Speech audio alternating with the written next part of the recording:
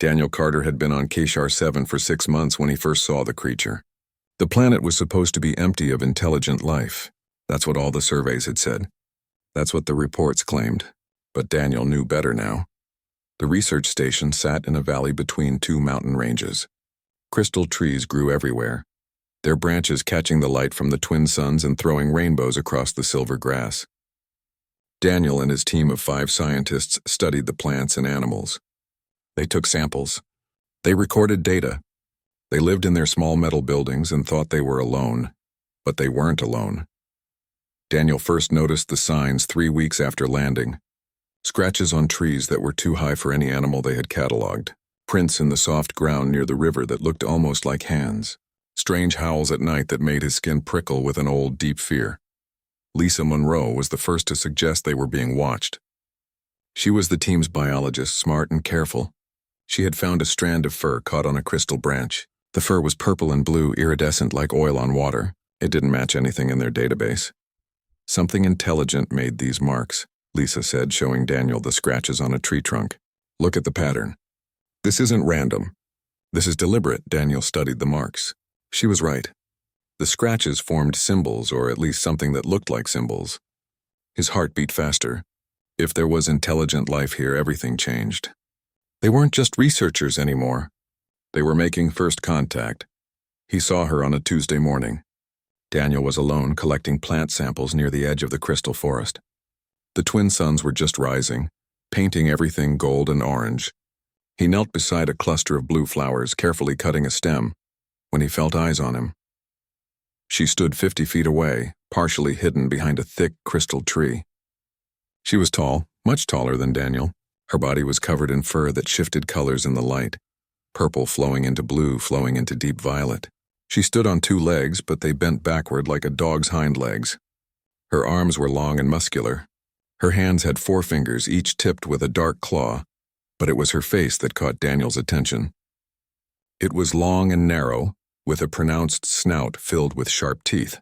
Her ears were tall and pointed, constantly moving to catch every sound. And her eyes.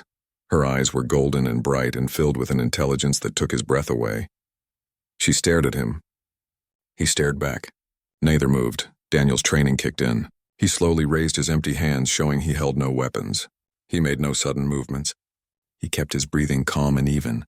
The creature watched every tiny gesture. "Hello," Daniel said quietly. "I'm not going to hurt you." The creature's ears flattened against her head. Her lips pulled back slightly, showing more of those sharp teeth. But she didn't run. She didn't attack. She just watched him with those golden eyes that seemed to see right through him.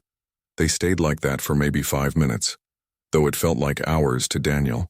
Then, without warning, the creature turned and vanished into the crystal forest. She moved with incredible speed and grace, barely making a sound as she disappeared. Daniel's hands were shaking when he finally stood up.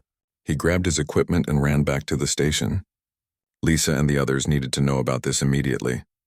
Over the next week, the creature appeared 3 more times.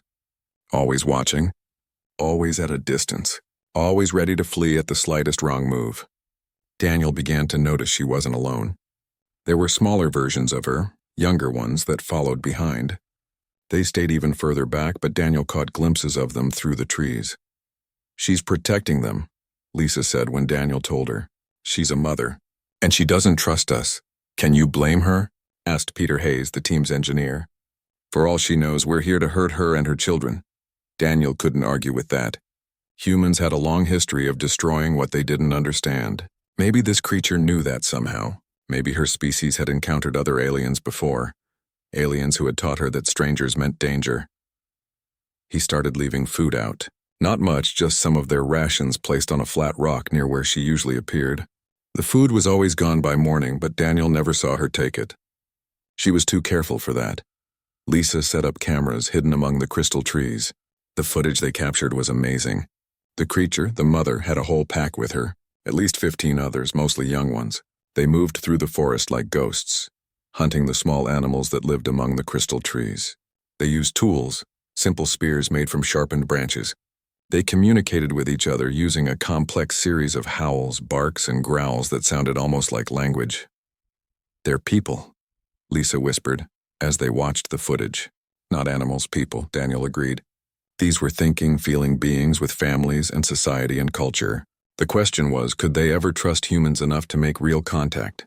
The mother seemed to be the leader. The others looked to her for guidance. She was always alert, always watching for danger. When the young ones played too far from the group, she called them back with a sharp bark. When they found food, she made sure the smallest ones ate first. She was fierce and protective and absolutely devoted to keeping her pack safe. Daniel named her Kirena, though he had no idea what she called herself. The name just felt right somehow. Days passed. Kirena continued to watch the humans. The humans continued their work, always aware of the golden eyes observing from the forest. Daniel tried to show through his actions that they meant no harm. He moved slowly and predictably. He never ventured too close to where the pack seemed to make their camp. He kept leaving food, though he never saw it taken. Trust, he knew, would take time. These creatures had learned to be afraid. Whatever had happened to them in the past had taught them that survival meant staying hidden, staying cautious, staying away from anything unknown. But Daniel had time. His mission on Keshar 7 was scheduled to last 3 years. He could be patient. He could wait for Kirena to decide that maybe, just maybe, these particular strangers were different. He had no idea how soon that decision would be forced upon her. On the 7th day after first seeing Kirena, Daniel was working alone again. The rest of the team was inside the station, analyzing samples and updating their reports. Daniel preferred being outside. He liked the way the crystal trees sang when the wind blew through them.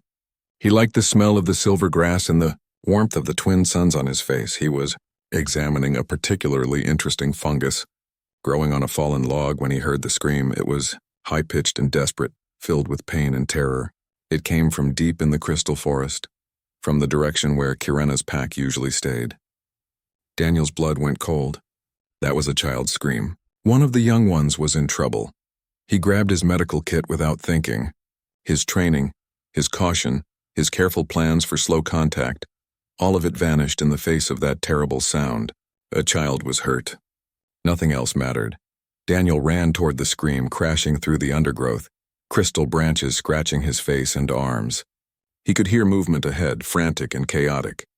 He could hear Kirena's voice, a sound like thunder and breaking glass, calling out in what could only be anguish. He burst into a small clearing and stopped dead. Kirena crouched over a small form lying in the silver grass. It was one of the young ones, no bigger than a human 6-year-old. The child's fur was matted and wet. Its breathing came in horrible, rattling gasps, and covering its chest and neck was a glowing substance that Daniel recognized immediately from his studies. Keshar serpent venom. Deadly, fast-acting, fatal within hours. The child was dying. Kirena's head snapped up the moment Daniel entered the clearing. Her golden eyes locked onto his, and for a second, Daniel saw his own death in them. She was terrified and desperate, and that made her more dangerous than any predator he had ever faced. A growl rumbled deep in her chest, so low Daniel felt it in his bones rather than heard it. Her lips pulled back, revealing rows of sharp teeth designed for tearing meat. Every muscle in her body tensed, ready to spring. She positioned herself between Daniel and the dying child, protecting even as she knew protection was useless against the venom spreading through her young one's body. Daniel forced himself to stay calm. He raised his hand slowly, the medical kit hanging from one hand by its strap. He didn't look directly at Kirena, knowing that direct eye contact could be seen as a challenge or threat. Instead, he looked at the child, at the glowing venom spreading across its small chest. "I can help," Daniel said softly, knowing she couldn't understand his words but hoping his tone would communicate his intent. "Please, let me help." Kirena's growl grew louder. She shifted her weight, and Daniel knew she was seconds away from attacking. He had invaded her space, threatened her young, and every instinct she had was screaming at her to eliminate the danger.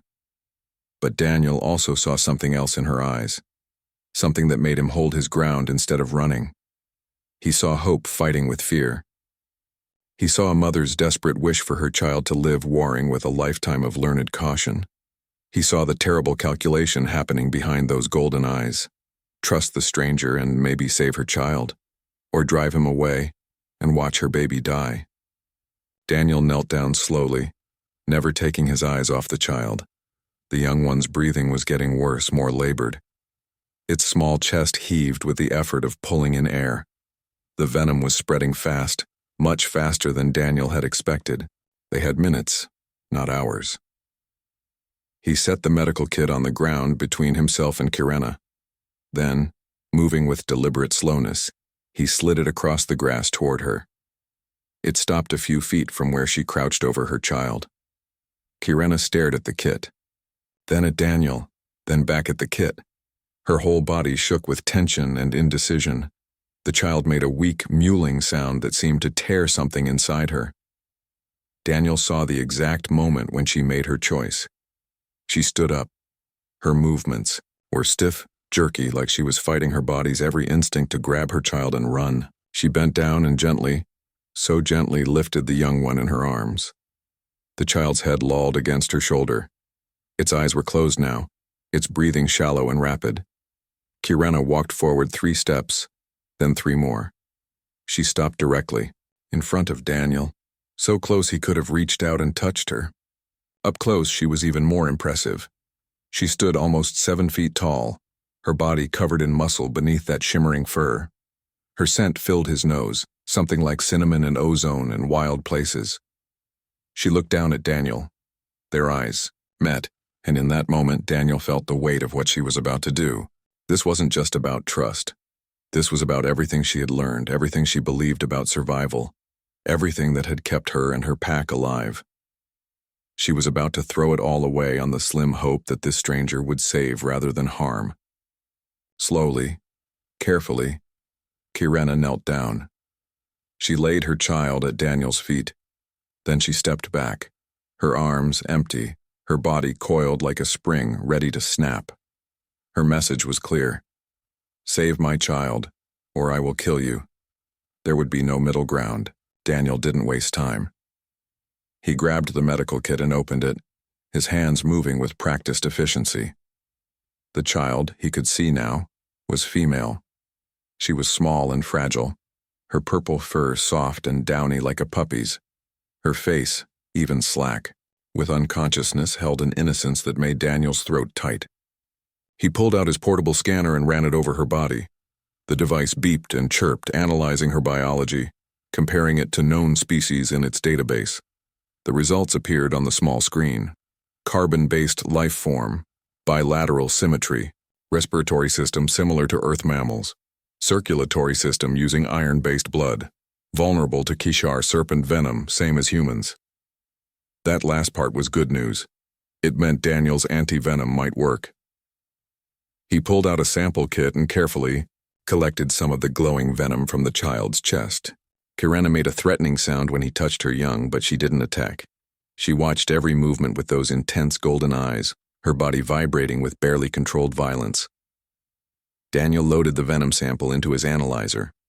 The machine hummed to life, breaking down the chemical composition, identifying the toxins, calculating the necessary anti-venom formula. It would take time, precious time that the child didn't have. While the analyzer worked, Daniel pulled out an IV kit. He needed to get fluids into the child, needed to support her system while he synthesized the anti-venom. But finding a vein on an alien species wasn't like finding one on a human. He studied her arm, looking for the telltale sign of a blood vessel near the surface. There, a faint blue line running along the inside of her forearm. Daniel cleaned the area with an alcohol swab, then carefully inserted the needle. Dark purple blood, almost black, flashed back into the chamber. He was in. Kirena made a sound like a whimper and a growl mixed together. Daniel glanced up at her. "It's okay," he said softly. "This will help her. I promise." He connected the IV bag and adjusted the drip rate. Fluids began flowing into the child's body, helping to dilute the venom, supporting her blood pressure. It wasn't much, but it bought them time. The analyzer beeped. The formula was ready. Daniel pulled out a synthesis unit, no bigger than a coffee mug, and loaded the formula into it. The unit began producing anti-venom, molecule by molecule, building it from the chemical building blocks stored in its reservoir. 5 minutes passed, then 10. The child's breathing grew more labored. Her skin beneath the fur was taking on a grayish tint. She was dying, and dying fast. Daniel checked the synthesis unit. 30% complete. Not fast enough. He heard footsteps behind him and turned to see Lisa running into the clearing. She skidded to a stop when she saw Kirena, her eyes going wide. But Lisa was a professional. She took in the situation at a glance, saw what Daniel was doing, and immediately moved to help. "I brought the mobile medical station," Lisa said, setting down a large case. "What do you need?" "More synthesis capacity," Daniel said. "This venom is complex. One unit isn't producing anti-venom fast enough." Lisa opened the case and pulled out 2 more synthesis units. Working together, they loaded the formula into all 3 machines. The production rate tripled. 40%, 50%, 60%. Kirena paced back and forth at the edge of the clearing, unable to stand still, unable to leave. Other members of her pack had appeared at the tree line, watching with wide, frightened eyes. They made soft, worried sounds to each other, their attention fixed on the small form lying on the ground. 70%, 80%. The child's breathing was barely visible now. Her heartbeat, which Daniel monitored with a handheld device, was erratic and weak. They were losing her. 90%. Daniel prepared a syringe, his hands steady despite the fear hammering in his chest. The child was someone's daughter. Kirena's daughter. She deserved to live. She deserved a chance. 100%. Daniel drew the anti-venom into the syringe, checked for air bubbles, and then looked up at Kirena. She had stopped pacing. She stood perfectly still, her eyes locked on her child, her whole being focused on this single moment. Daniel found a vein in the child's other arm and slowly injected the anti-venom. The purple-black liquid disappeared into her bloodstream, spreading through her body, seeking out the venom molecules, neutralizing them one by one. Now came the waiting. There was nothing more Daniel could do. Either the anti-venom would work, or it wouldn't. Either the child would live or she would die. It was out of his hands. Seconds ticked by, feeling like hours. Kirena crept closer, unable to stay away any longer. She knelt beside her child, one large hand hovering over the small body, wanting to touch but afraid to interfere with what the humans were doing. The child's breathing stuttered, stopped. Daniel's heart clenched. Then she gasped, a huge whooping breath that filled her lungs. Her eyes flew open, golden like her mother's, confused and frightened. She tried to sit up, but Lisa gently held her down. "Easy," Lisa said softly. "You're okay. Just rest." Kirena made a sound, something between a sob and a laugh. She gathered her child into her arms, holding her close, her whole body shaking. The child, confused but alive, wrapped her small arms around her mother's neck.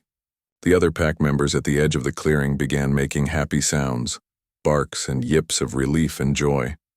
Some of them ventured into the clearing, approaching cautiously, wanting to see the youngster who had been saved.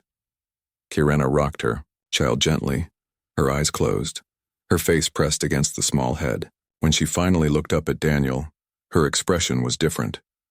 The fear was still there. The wariness remained. But there was something new, something that hadn't been there before. Recognition, gratitude, and the tiniest seed of trust. The twin suns were setting when Kirena finally stood up with her child still cradled in her arms. The little one had fallen asleep, exhausted from her ordeal. Her breathing was steady now, her color returning to normal beneath her soft purple fur. She would live. Daniel had expected Kirena to disappear back into the forest immediately. That's what a wild animal would do. Take the young and run. Get away from the strange creatures who had touched them, who had stuck them with needles and strange devices. But Kirena surprised him. She walked to the edge of the clearing, settled down with her back against a thick crystal tree, and simply sat there. Her pack members gathered around her, touching her gently, checking on the child, making soft, concerned sounds. But Kirena's eyes stayed on Daniel and Lisa. "She's not leaving," Lisa whispered. "Why isn't she leaving?" Daniel shook his head. He didn't know. Maybe Karenna wanted to stay close in case her child needed more help. Maybe she was too exhausted to move. Or maybe, just maybe, something had changed in how she saw them. We should give her space, Daniel said quietly. But I think one of us should stay. Just in case, Lisa nodded. I'll head back to the station and get proper monitoring equipment. You stay here. After Lisa left, Daniel sat down on the silver grass about 20 feet from where Karenna had positioned herself. He didn't approach closer. He didn't try to examine the child again. He just sat there, a silent presence, showing that he would keep watch with her through the night. The hours passed slowly. Keshar 7's 3 moons rose, bathing the clearing in silver light that made the crystal trees glow with an inner radiance. The temperature dropped and Daniel pulled a thermal blanket from his emergency pack. Karenna watched him do it, her head tilted slightly to one side. Around midnight, one of the younger pack members, braver than the others, crept close to Daniel. He was a male, maybe adolescent, with bright blue fur. He circled Daniel at a cautious distance, sniffing the air, his ears swiveling to catch every sound. Daniel stayed very still. The young male came closer, then closer still. Finally, he was close enough to touch. He reached out one clawed hand and gently poked Daniel's shoulder, as if testing whether he was real. Daniel didn't move. The young male seemed satisfied and retreated back to the safety of the pack. Karenna had watched the entire interaction. When Daniel glanced at her, he could have sworn he saw approval in her golden eyes. Lisa returned before dawn with equipment and supplies. She set up a small medical monitoring station at the edge of the clearing, careful not to get too close to Karenna and her pack. The devices would track the child's vital signs remotely, alerting them if there were any problems. As the twin suns rose, painting the sky in shades of orange and gold, the child woke up. She looked around with wide eyes, saw her mother, and made a happy chirping sound. Karenna nuzzled her gently, checking her over with careful hands. Then the child noticed Daniel. She stared at him for a long moment, her head tilted just like her mother's had been. Daniel smiled at her and gave a small wave. The child's eyes went even wider. Then before Karenna could stop her, she wiggled out of her mother's arms and walked straight toward Daniel. Karenna made an alarmed sound and started to get up, but the child was fast. She crossed the clearing in seconds and stopped right in front of Daniel, looking up at him with open curiosity. Up close, Daniel could see she had small spots of lighter purple on her cheeks, almost like freckles. The child reached out and touched Daniel's face with one small hand, her expression fascinated. Her fingers were warm and slightly rough. The claws retracted so they wouldn't scratch. She patted his cheek, then his hair, then laughed, a sound like bells and wind chimes. Karenna had gone very still, watching this interaction with intense focus. Daniel knew this was important. He stayed relaxed, letting the child explore, showing through his body language that he was no threat. The child seemed satisfied with her investigation. She plopped down in the grass beside Daniel and leaned against his leg, yawning. That's when Karenna did something extraordinary. She walked over, settled down on Daniel's other side, and placed one large hand over her heart. Then she extended that hand toward him, palm up. The gesture was clear despite the differences in their species. Thank you. I am grateful. You saved what matters most to me. Daniel copied the gesture, placing his hand over his heart and then extending it toward her. I understand. You're welcome. I would do it again. Karenna's eyes widened slightly. Then she made a sound, low and rumbling, that might have been her version of approval. She gathered her child, who protested sleepily, and stood up. But instead of leaving, she made a gesture toward the forest, then pointed at Daniel, then at the forest again. I think she wants us to follow, Lisa said, her voice awed. Daniel stood up slowly. Are you sure? Karenna repeated the gesture, more insistently this time. The message was clear. Come, I want to show you something. Daniel and Lisa followed Karenna and her pack into the crystal forest. The other pack members stayed close, but they no longer seemed afraid. They were curious now, occasionally reaching out to touch the humans' strange clothing or equipment. The young ones were especially bold, darting in and out, playing some kind of game that involved seeing how close they could get. After about 20 minutes of walking, they came to a place where the crystal trees grew so thick they formed a natural canopy overhead. Beneath that canopy, hidden from the sky and sheltered from the wind, was the pack's home. It wasn't just a camp. It was a settlement. There were structures built from carefully placed crystal branches, woven together to form shelters. There were tools, primitive but effective, hanging from tree branches. There were drawings on the smooth bark of trees, images of animals and plants and what might have been stars. There was even what looked like a communal cooking area, with a fire pit surrounded by smooth stones. They're not just intelligent, Lisa breathed. They have culture, art, architecture. Kirena led them to the center of the settlement. Other pack members emerged from the shelters, cautious but not fleeing. There were more of them than Daniel had thought, maybe 25 or 30 individuals. There were elderly ones, their fur graying at the muzzles. There were young adults, strong and watchful. And there were more children, peeking out from behind their parents' legs. Kirena gestured around the settlement, then at her pack members, then at herself. She was showing them her world, her people, her life. This was an incredible act of trust. She was revealing her home, making herself and her pack vulnerable, because Daniel had saved her child. Over the next few hours, Daniel and Lisa observed things that changed their entire understanding of this species. They watched as pack members worked together to repair a damaged shelter, communicating with a complex series of sounds and gestures. They saw young ones being taught how to make tools, patient adults guiding small hands. They witnessed what could only be described as a teaching session, where an elder used drawings to show youngsters about different plants. These were people, not animals, not primitive beasts. People with society and knowledge and the desire to teach their young. People who had been hiding in fear, but who were brave enough to reveal themselves when given reason to hope. Daniel pulled out his translation device, a piece of experimental technology that could analyze patterns in language and attempt basic communication. He'd brought it to Kesher 7 on a whim, never really expecting to need it. Now he set it up, positioned it between himself and Kirena, and activated it. The device hummed to life, recording the sounds Kirena and her pack made, analyzing them for patterns, building a database of potential words and meanings. It would take time, maybe weeks before it could provide real translation, but it was a start. Kirena watched the device with interest. She made a sound, deliberate and clear. The device recorded it. She made another sound, different from the first. The device recorded that too. Then she pointed at her child who was playing nearby with other youngsters and made a third sound. The device analyzed the pattern. A word appeared on its small screen. Child, offspring, young. Lisa gasped. She's teaching it. She understands what we're trying to do and she's teaching it her language. Kirena pointed at herself and made another sound. The device processed it, leader, mother, guardian. She pointed at Daniel. Made a sound. The device struggled with this one, cross-referencing, analyzing. Finally, a word appeared. Helper, healer, friend. Daniel felt something warm bloom in his chest. This magnificent being, this mother who had learned through hard experience to trust no one, had just called him friend. Over the following days, Kirena continued to teach the translation device. Other pack members joined in, eager to share their language.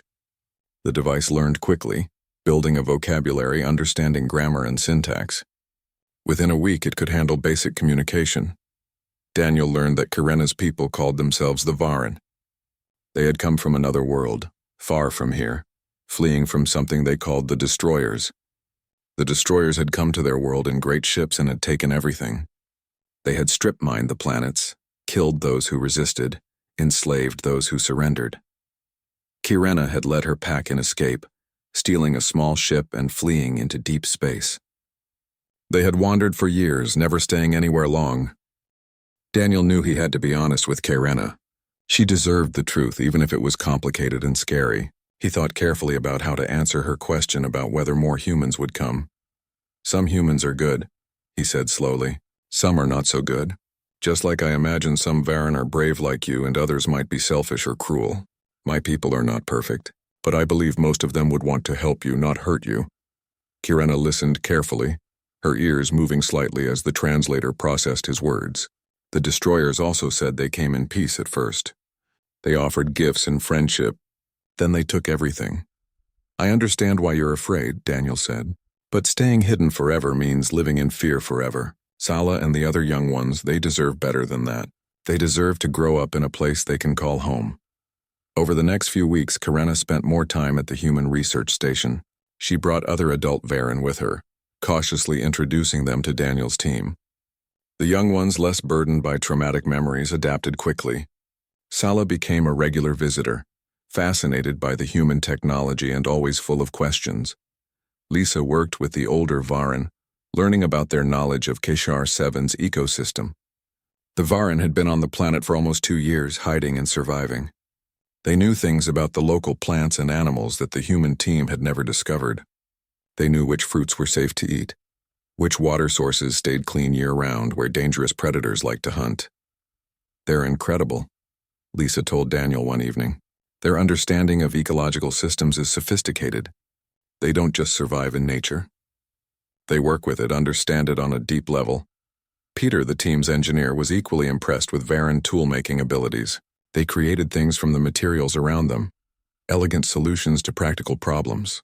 Their shelters were built to withstand the fierce storms that sometimes swept across HFY-7. Their water collection systems used the natural properties of crystal trees to filter and purify rainwater. "If we combined their knowledge with our technology," Peter said, "we could build something amazing here, a real settlement that works in harmony with the planet." But Daniel knew that building anything permanent meant making a decision. It meant sending a message to Earth Command, requesting official contact, bringing in diplomats and officials. It meant exposing the Varen to the wider human civilization. And Karena wasn't ready for that yet. She was learning to trust Daniel and his small team. But trusting 5 humans was very different from trusting an entire species. Then something happened that forced the issue. It was early morning when alarms started blaring at the research station. Daniel ran to the communications room where Lisa was staring at a screen with wide eyes. "We have a ship approaching," she said. "It's not human." Daniel's blood went cold. "Varen? I don't think so. The signature is all wrong. It's big, Daniel. Really big. And it's scanning the planet." They watched on the sensors as the alien ship entered orbit around HFY-7. It was massive, easily 10 times the size of the largest human vessel, and it was moving in a search pattern, methodically scanning the surface. Daniel grabbed his communicator and ran toward the Varen settlement. He had to warn Karena. If this was the destroyers she had told him about, her pack was in terrible danger. He found her at the edge of the settlement, already gathering her people. She had heard the ship too. The Varen had excellent hearing, and apparently they could detect the scanning beams as they swept across the planet. "We must go," Karena said, her voice tight with fear. "Now before they find us." "Where will you go?" Daniel asked. "Your ship, can it outrun them?" Karena's expression was bleak. "Our ship broke down months ago. We have been trapped here, hoping they would never find this world. But they are systematic. They search every planet. It was only a matter of time." Sala clung to her mother's leg, her small face frightened. The other young ones were crying, picking up on the adults' fear. The elderly Varen moved slowly, gathering what few possessions they could carry. Everyone knew what was coming. They had lived through it before. Daniel made a decision.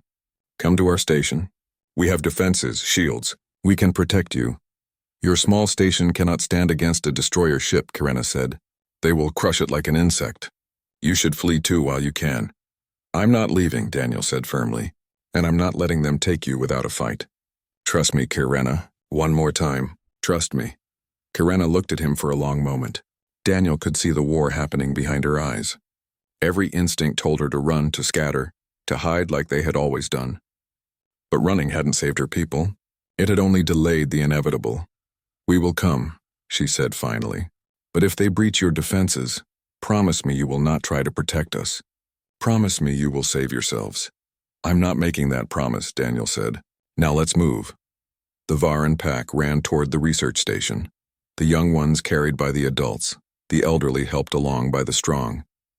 They reached the station just as the alien ship completed another scan pass. It was getting closer, narrowing its search area. Daniel's team activated every defense the small station had. It wasn't much.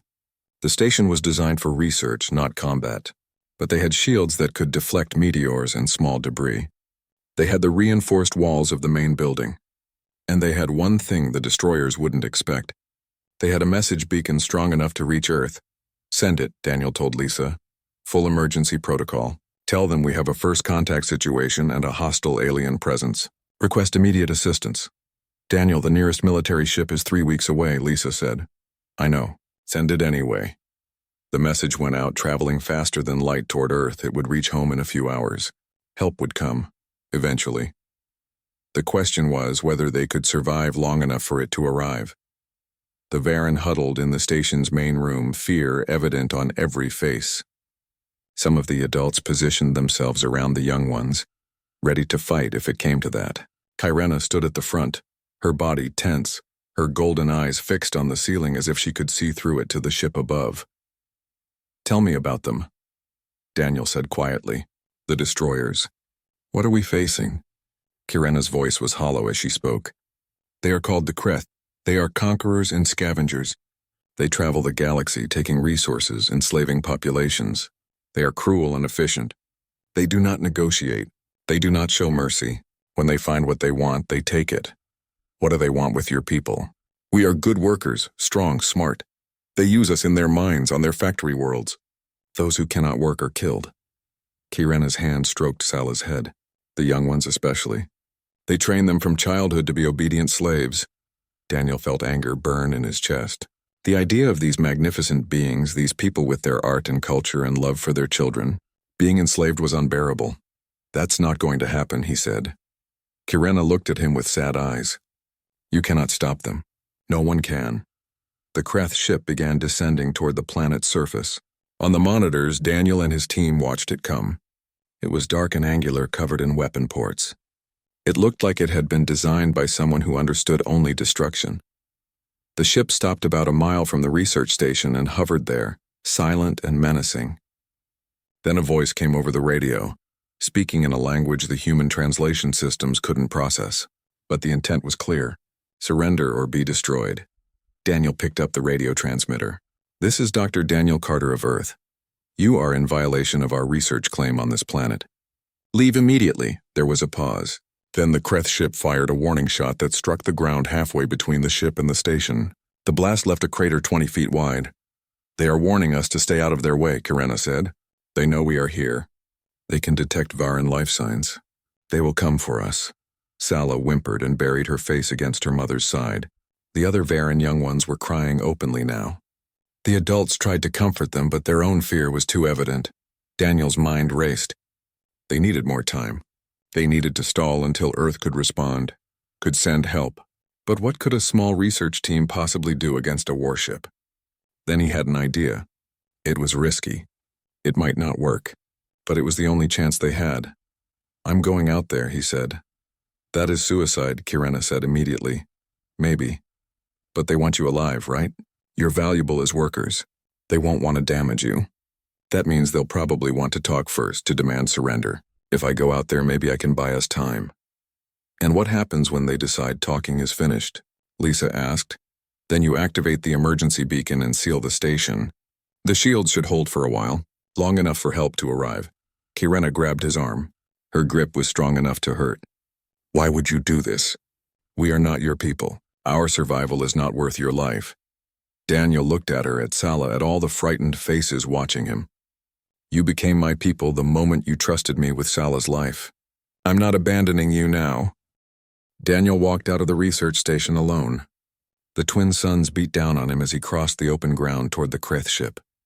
His heart hammered in his chest, but he kept his pace steady and his hands visible. Behind him, he knew his team was watching through the station's cameras. He knew Kyrena was watching too, her golden eyes full of fear and something that might have been pride.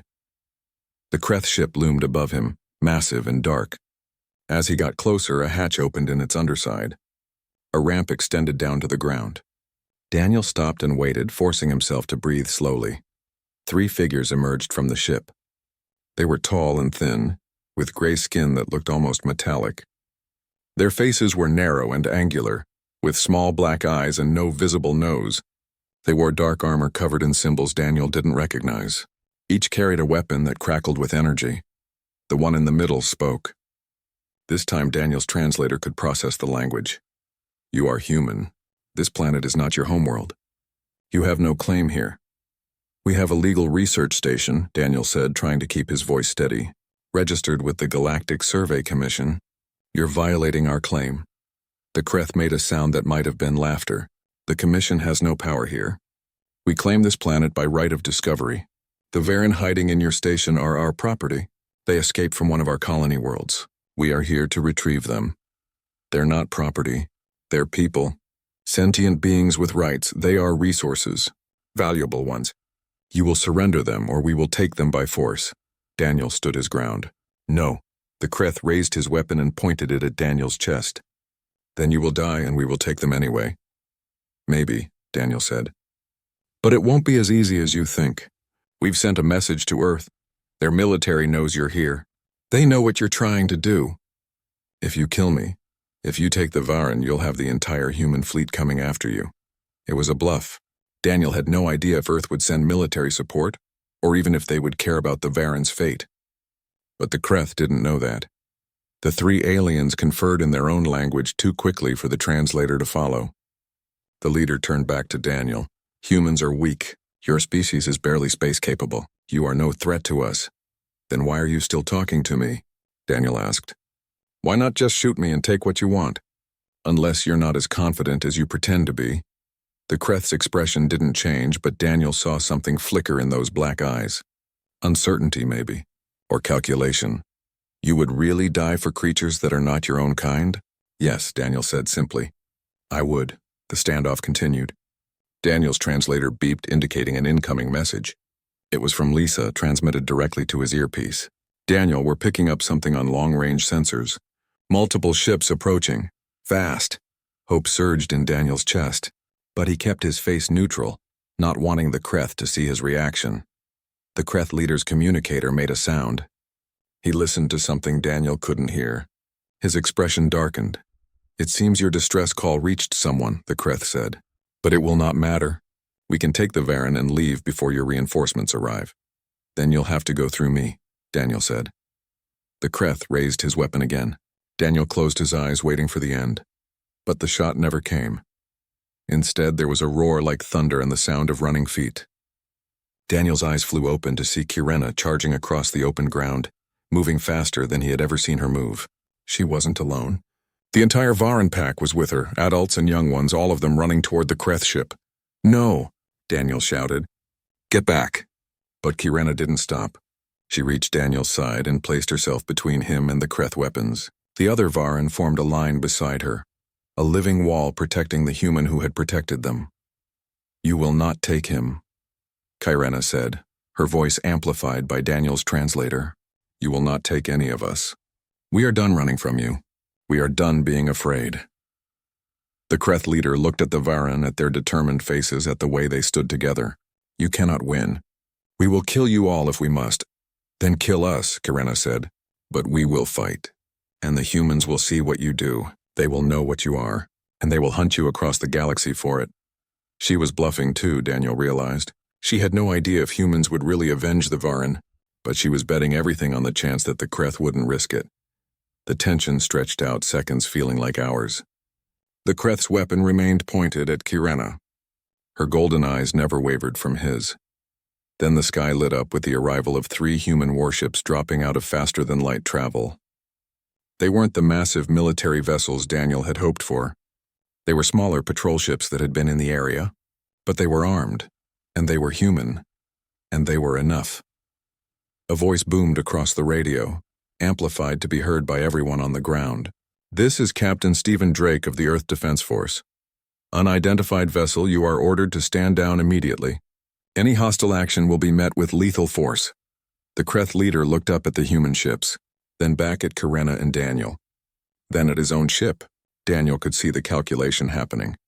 Was retrieving a few escaped slaves worth a fight with an unknown military force? Worth potentially starting a war with a new species? This is not over, the Kreth said finally. We will remember this. So will we, Kyrena replied. The Kreth retreated to their ship. The ramp retracted, the hatch closed, and the massive vessel began to rise. Within minutes, it had left the planet's atmosphere and jumped to faster-than-light speed, disappearing from sensors. Daniel's legs gave out, and he sat down hard on the ground. Kyrena dropped beside him, her whole body shaking with released tension. Sala ran to them and threw her small arms around both Daniel and her mother. squeezing tight. "You should have stayed in the station," Daniel said to Kirena. "You should not have gone out alone," she replied. They looked at each other and both started laughing, the kind of laughter that comes after terrible fear, the kind that's mixed with tears and relief and the simple joy of being alive. The human warships landed near the research station. Captain Drake emerged, a tall woman with steel-gray hair and sharp eyes. She surveyed the scene, taking in the Varan pack, the scared but safe children, the bond evident between the aliens and the research team. "Dr. Carter," she said, "your message said you had a first contact situation and needed immediate assistance. I'd say you weren't exaggerating." "Captain Drake," Daniel said, standing up and helping Kirena to her feet. "Thank you for coming so quickly. We were on patrol 3 systems over when we got your emergency beacon." "Lucky for you," she looked at Kirena. "I'm going to need a full report, and we'll need to contact Earth Command. First contact with a new sentient species is a big deal." "I know," Daniel said. "But first there's something more important. The Varan are refugees. They've been hunted and enslaved by the Kreth. They need protection. They need a home." Captain Drake studied Kirena for a long moment. Can she speak for her people? "I am their leader," Kirena said through the translator. "What remains of us, at least. There are other Varans scattered across the galaxy, hiding like we were. But this pack is mine to speak for. What do you want?" the captain asked directly. Kirena looked around at her people, at the young ones who had only known fear and running, at the adults who had survived horrors, at the elderly who deserved to rest. Then she looked at the crystal forests of Kashar 7, at the silver grass and the twin suns and the beauty of a world that could be home. "We want to stay here," she said. "We want to build. We want our children to grow up without fear. We want what all people want. A place to belong." Captain Drake nodded slowly. "I can't make that decision on my own. Earth Command will have to approve it. There will be protocols, treaties, negotiations. It could take months. We have waited years," Kirena said. "We can wait months if there is hope at the end." Over the following weeks, Kashar 7 became the center of humanity's first major diplomatic effort with an alien species. Officials arrived from Earth. Xenoanthropologists and linguists and cultural experts all came to study and learn, and most importantly, to listen. The Varan shared their story. They told of their lost worlds, their scattered people, their desperate flight from the Kreth. They told of their culture, their beliefs, their dreams for the future. And humanity, still young in the galactic community, made a choice. Earth Command declared Kashar 7 a protected world. They established a permanent military presence to defend against the Kreth or any other threat.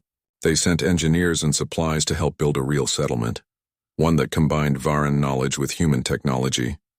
But more than that, they sent a message to the galaxy. Earth would not stand by while sentient beings were enslaved. Earth would protect those who needed protection. It was a bold stance for a species barely 50 years into interstellar travel. But it was the right stance. The settlement grew. More Varan came out of hiding, hearing that there was finally a safe place, a home. They brought their knowledge, their skills, their hope. The population on Kashar 7 swelled to over 200 Varan within 6 months. Kirena remained their leader, but she was no longer a leader in exile.